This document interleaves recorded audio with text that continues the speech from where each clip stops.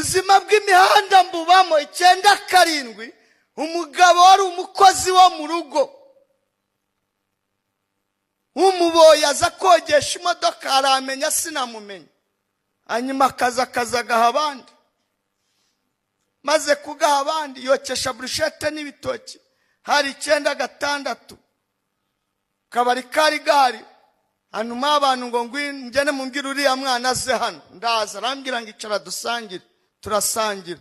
Arambwira ngo ntago wamenye ariko nakumenye. Umunsi wavukaga nari umuboyi w'iwanyu. Ntago natinyuka kugukoresha ngo unyogereze imodoka, kuko ubuzima mfite ndabukesha so. Ariko ibyanganiriza byose sinabyitaho. Ariko umubosi n'umubosi mwiza abantu. Umuntu nyihereye icyo kwirira.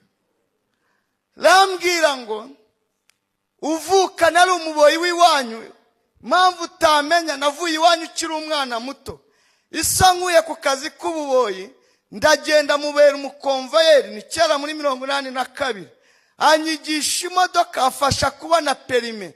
Ubuzima afite ndabukesha so. Namenye ko umuryango w'iwanyu wazimye, washize. Nakubonye ndakumenya, ntago natinyuka gukoresha ngo unyogereze imodoka, ahubwo wanyemerera nkakwitura ineza so yangiriye. Reka mbabwire bene data, ujye ugira neza wigende.